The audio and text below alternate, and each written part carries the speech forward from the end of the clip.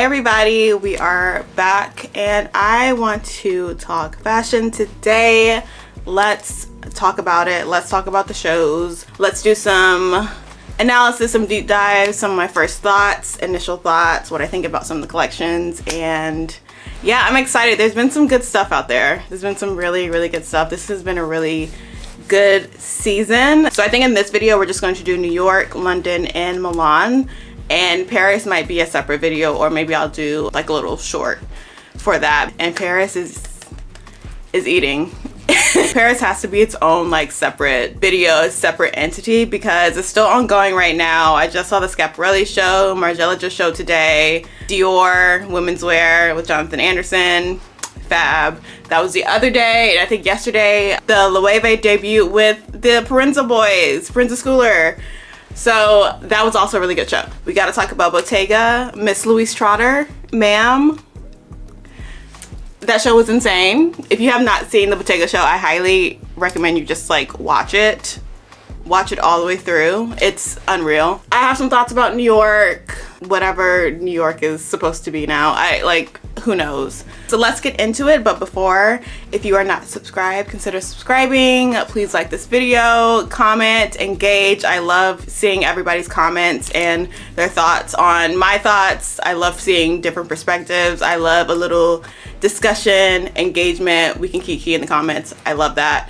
Also, there's this thing now on YouTube where you can hype videos, and I think that comes from the viewers. So consider hyping this video so it gets in the algorithm and we can find more of our, fabulous fashion community that we're building over here. So before we start, I did want to get into the Washington Post article by Rachel Tostian, who is a great writer, journalist, fashion journalist, honestly, an iconic fashion journalist. And she also has a really great newsletter, but it's a really good resource for just different fashion perspectives. She has a really unique voice, I would say, within the fashion journalistic space. And she wrote an article around the tail end of New York Fashion Week, and it's titled, "When Did New York Fashion Week Get So Boring?" The byline is, "There's too much good taste at New York Fashion Week. The lineup felt like watching the same movie over and over again." And it's a really interesting article. She calls this New York Fashion Week the most boring fashion week in recent memory.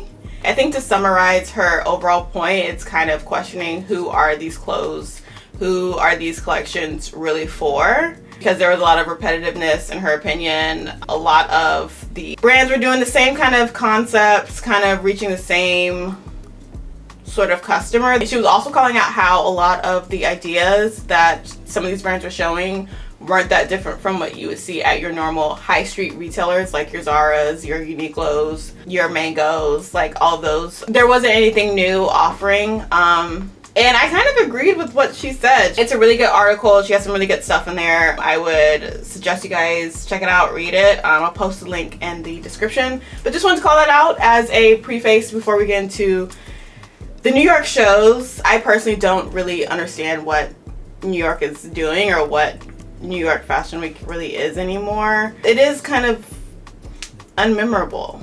It really is. And I know it gets a bad rap, especially with now how heavy the branding and the brand activations and just how heavy the influencer marketing is in New York compared to other markets. But I think all that is valid. I don't really know what the solve will be here. I think it's just going to be one of those things that people complain about every single year, because once you have like Marc Jacobs not showing on the schedule anymore, Tom Ford is showing in Europe, yeah, a lot of the big brands are now showing in Paris or they're showing off the schedule. And I said this in my review last year that I still think it's a good market jumping off point, starting off point for emerging brands and emerging designers. It always will be. And that's a great asset, but I still don't understand the payoff. A lot of the brands that showed this year, my personal perspective was, why are we spending money, especially in this economy, especially knowing with the tariffs, how that's affecting the manufacturing, the production, just the whole garment industry on the back end. Why we're spending our money on shows and the after parties and all that stuff, when half these brands, if you want to support their collections, you can't buy the stuff. You can't buy these collections. And that's one of the more frustrating parts that I don't really understand, especially with some of these newer brands and emerging designers. It's like, why are we spending upwards to 50 grand on a low end to maybe 200 grand for a show or presentation, when if I did want to buy stuff from last season, it's still not on your site. Your stuff is still not on any other retailers. It's not on Essence, it's not on Farfetch, it's not on H. Lorenzo. How are we making a profit? I still don't think that it's fiscally worth it. Unless you have something to say, unless you have something that's really gonna like be worth it to show on the runway. Like the whole runway hype like doesn't make sense to me. Just do a small presentation, do a short film, give us a lookbook, produce the clothes, gather your customer base, and actually have a viable brand. But we're gonna start with the good stuff, what I thought was good. We're gonna start with Diotima, Rachel Scott. I love Rachel Scott's trajectory in her career path. She launched Diotima, I think in 2020 or 2021. It's been like 4 years, but she's had, you know, a really long career within fashion. She's had different designer positions at different companies, so she's very experienced. Launched her own brand, and now, you know, 4 years later, she's a creative director for Proenza, which is an American staple brand. Like, that is a staple New York brand. We all know the story behind Proenza and how iconic their start was. So I love this trajectory for her. She's won 2 CFDA awards, Emerging Designer of the Year from the Vogue Fashion Fund, and then she won Women's Wear Designer of the Year last year, I believe, and she was also the first Black woman to win that. So yes, historic, iconic. Like, we should all keep that at the front of our minds. Like, the lady is making history. And I love that she's kind of getting her just due, her flowers, her moment in the spotlight at a later stage in life. I believe she's in her early 40s. So, you know, she's been in this business for a while, and now, you know, things are just picking up steam for her in her career. And I love that. I think we need to see more stories like that from creatives, especially Black creatives, Black women creatives, to show that, like, if it doesn't hit in your 20s, even if it doesn't hit your 30s, you know, you still have time. There is still that, you know, moment in time that it can still happen.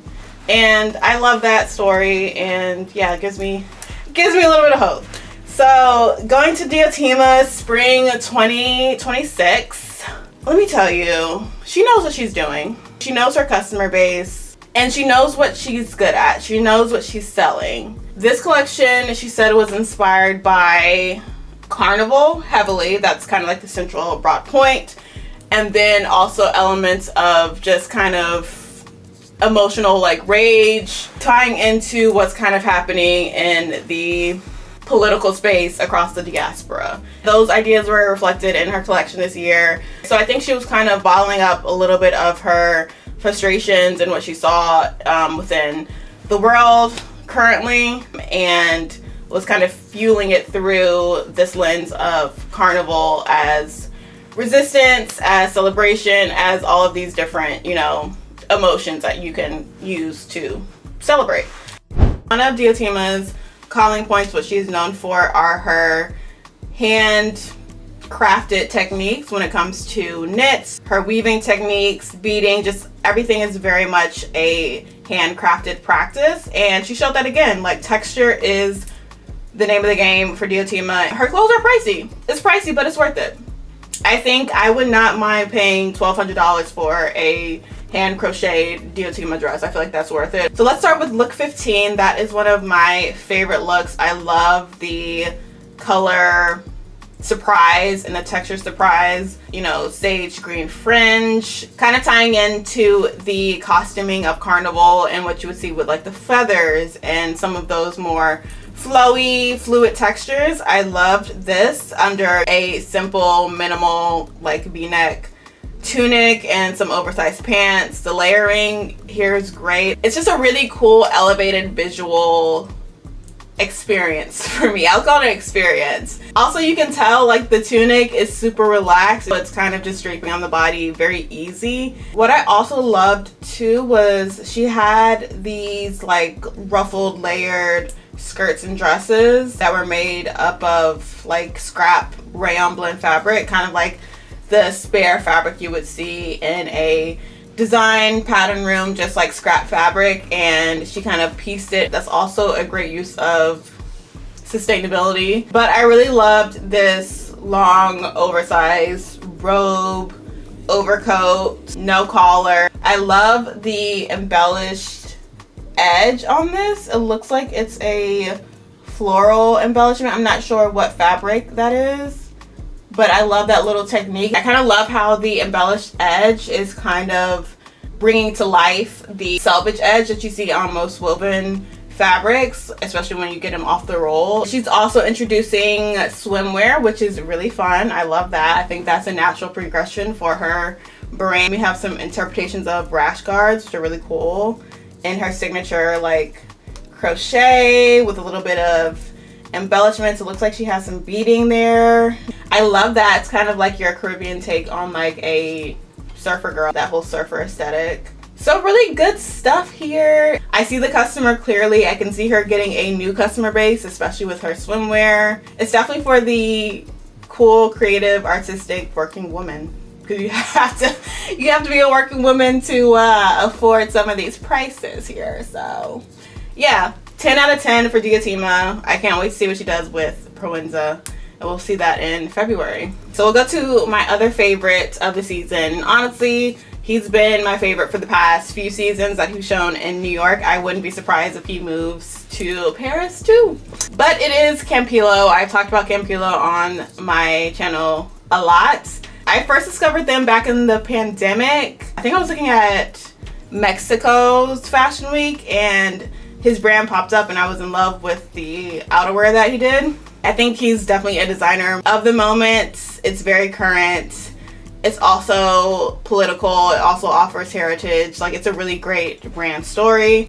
So for Spring 26, Patricio, who is the founder, creative director of Campilo, he wanted to find a new level of sophistication for the brand and really focusing on self-preservation and preserving artisanal techniques, really representing Mexican culture and the process of kind of the heritage of how they work with different materials and different fabrics. So like weaving techniques, knitting techniques, knotting techniques, all those practices that kind of come from repetition and form. I think this was a really important choice, especially given where we are politically in this administration when it comes to people of certain identities, to really, you know, stake your claim with your heritage and not shy away from it. And I love that he's showing that people's, you know, indigenous heritage, practices, cultures, all of that can still be sophisticated, can still be elevated, and can be recontextualized. So you see smocked tops,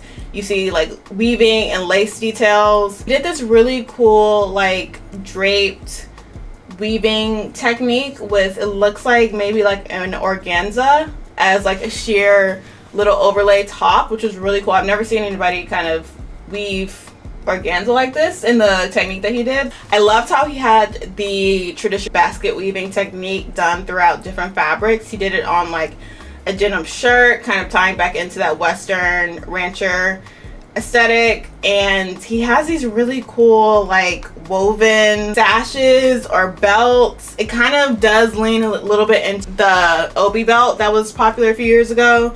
I love that belt on top of a lot of these silhouettes to kind of like literally tie it together. I think it was a great choice. He has that belt on top of some looks. He has it hidden underneath as like a layering piece. I absolutely love look 14. You see the woven technique and the top. I'm not sure what fabric that is. It's hard to tell. But it's a, of course, looks like a basket woven top underneath a really cool suit. And you have the draped pants, super exaggerated. But that top underneath that jacket does something for me. I love it. Also, the color palettes were really, really pretty. You have like these dusty yellows and oranges and reds, kind of leaning back into that rancher Western vibe. Of course, you have your blacks. He did in look 23, this Western fur chap look over a suit. Like, who does that?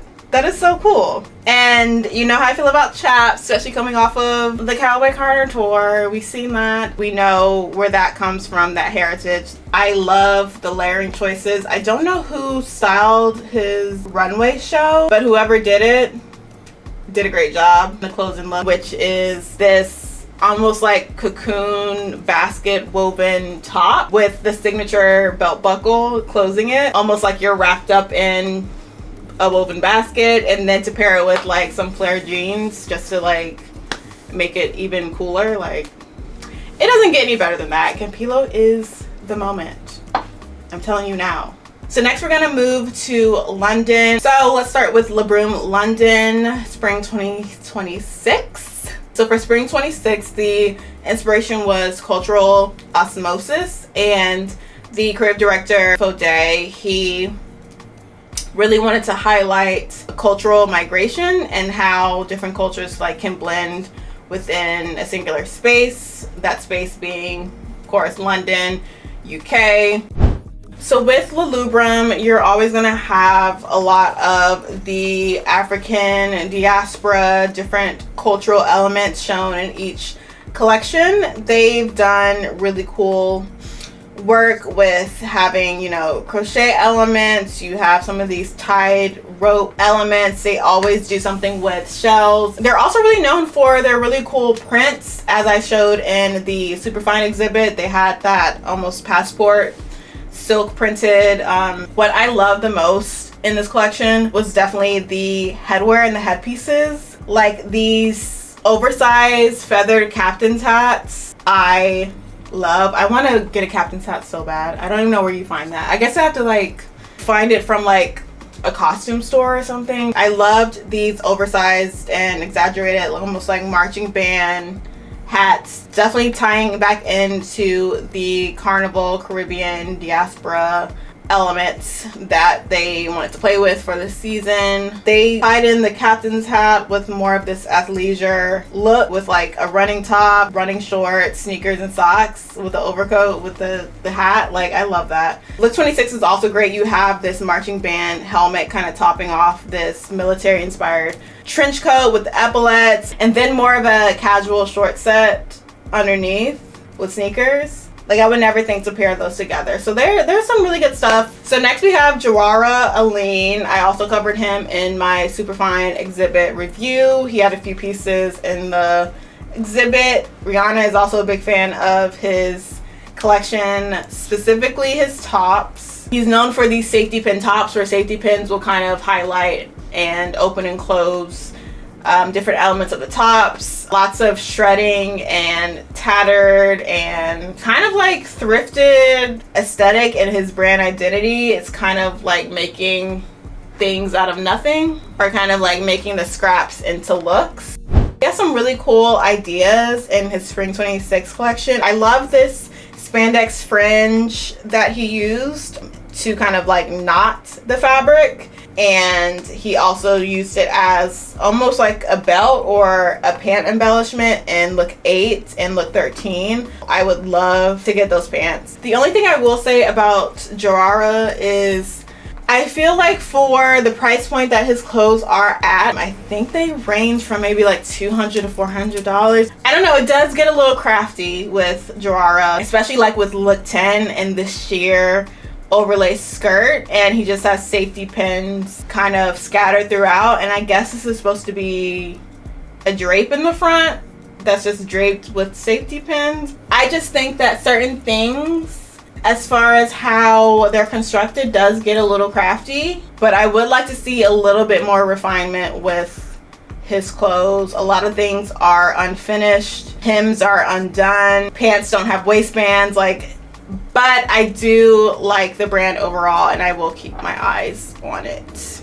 So going through honorable mentions. So for Spring 26, Tolu Coker, who is kind of reinvigorating her brand. She did take a few years off of showing collections and came back full force. I really liked Spring 26. I think it's a very wearable, almost commercialized effort. I can definitely see this being something that buyers and retailers definitely purchase. A lot of the kind of suiting and matching sets really work for me. Look 1, I love. I would wear that all day, every day. And the construction looks great. Look 7, I really like that khaki and brown combo. The pleated shorts look great. Look 9 with this all camel brown leather look, I love. Like I said, a lot of matching set, a lot of really tailored pants and trousers. Look 14 is fab, this pale blue set, I love. And of course, a lot of corseted and pleated elements in her dresses, in her mini dresses. That's kind of become a signature for her as well. It's merchandised well, it'll be sellable, it's wearable. So that I cannot wait to see in the stores and online, because I would really like to buy something. Also, let me know if you guys like these chatty analysis, more commentary like videos. I'm kind of liking them a little bit more than I thought. Okay, I feel like we are obligated to talk about Bottega first, since we're moving on to Milan. And yeah, Bottega is in really good hands. That's all I have to say. We had Daniel Lee, then we had Mathieu Blazy, and now we have Louise Trotter, who came from Carven and Lacoste, and she showed out. She showed out. I have no words. This collection, if you are a fashion fan, this is what excites you about fashion. Everything looks so substantial. It looks like really good quality clothing. And that is what excites me. And just the innovation that they're doing with recycled materials and fabrics, and just really focusing on the feeling of the clothing, the movement of the clothing, how it looks on the body, how like the woman would feel in the clothing. It's just so good. And one of the things that I loved about what Louise Trotter kind of focused on with this collection was really highlighting the craft and the hand crafted elements of what makes Bottega Bottega. I just want to say that the way that she decided to use the signature Bottega Intracciato, the woven leather technique that they do for everything. She used it in such unique ways, such substantial ways that I honestly would not have thought of.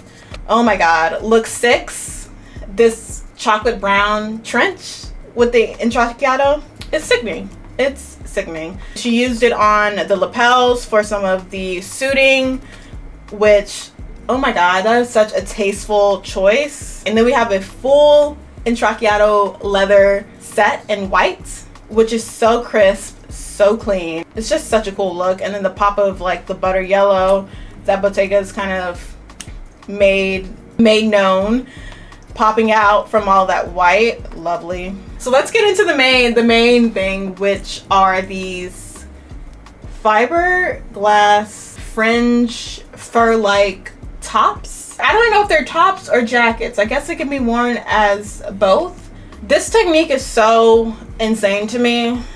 It is recycled fiberglass that is carefully constructed, carefully aligned, and arranged to look like fur, to move like fur. The movement on those pieces is so good, so fluid. The fact that it's fiberglass, it has that reflective quality. So every piece of it is highlighted to the utmost level. I honestly don't know how they constructed this, because Louise Trotter did say that it's specifically tailored to follow the shoulder line. So I really want to see what that looks like underneath. I don't see a closure.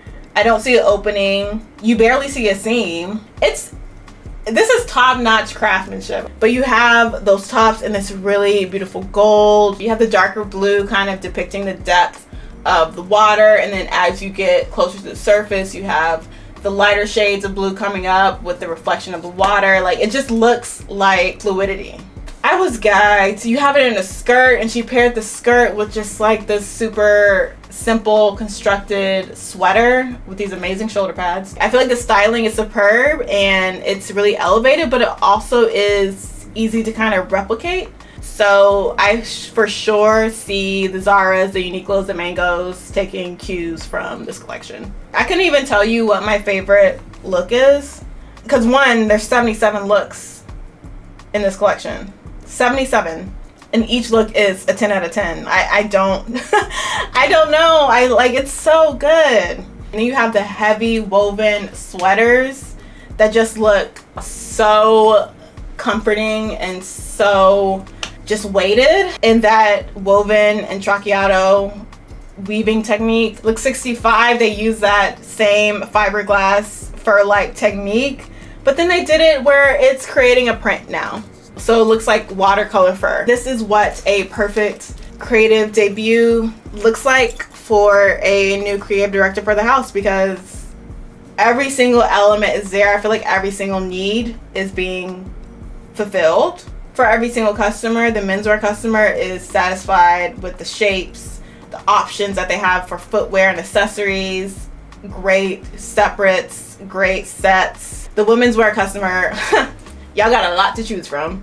So we have to talk about Ferragamo too. I love his inspiration for this collection. It kind of really ties into the superfine theme a little bit, but it was exploring Africana in the 1920s and the emergence of the jazz age of the 1920s, especially with the Harlem Renaissance and people like Josephine Baker, and kind of exploring the exoticism of that time and kind of how people interpreted the dawn of the jazz age as exotic. And that's a whole other conversation about that. So with Ferragamo, you're always going to have great suiting, you're going to have a little bit of fringe, and you're going to have really purposeful layering. Out of the past few seasons, that's what I've come to expect. I love the choice of doing these fringe silk sashes on top of the suits as kind of like these sashed belts. I feel like that's an easy styling element that we could bring in for fall. Then you have some of these like 1920s jazz age interpreted dresses, like those shift dresses, but instead of the fringe being at the bottom or at the hem of the dress, kind of creating that texture, you have it as a detail on the hip, on the side. I love look 11. It's the same suit, but in this like beige stone color with the fringe sash belt as a waist detail. And I love the cowl neck lapel, like going all the way down almost to the navel. I think that's very chic, very relaxed. I could see that selling out. I will say all of the looks and especially the styling for spring 26 was very relaxed. Everything was kind of just like weighted and just super fluid, easy. It just gave ease, super easy to mix and match and style, like no fuss. It's not my favorite collection. I definitely think spring 25 was a little bit more energized, but yeah, I think it's a good, I think it was a good offering. It was strong. It's definitely still in the lane of what the Ferragamo customer is now. Let's make a pit stop really quick and talk about Gucci, because I liked it, but I was not gagged like everybody else was for Gucci. I have Demna, who was at Balenciaga, now at Gucci. But I mean, I don't know, this definitely looks like Demna for Gucci. Gucci was kind of like a non-factor to me. I didn't get the hype for that one. So that is all I have for today's Fashion Month runway recap analysis for New York, London, and Milan. Like I said, Paris is still ongoing, so we will do something once that wraps up. But I hope you guys enjoyed this installment, and we still have a few more things coming up down the pipeline, especially for fall fashion. It's getting cooler, so lots of styling coming up, as well as we're going to talk about some mood boarding and how to really elevate your ideas for fall so you don't look like everybody else. We don't want to look like clones out here for fall. We're kind of moving away from that. We want to bring back personal style, don't we? Thank you so much for watching this through. Let me know what your thoughts are, what shows you loved, what you had your eye on, and let's talk in the comments. We're here to talk fashion, so let's do it. I'll see you next time. Bye.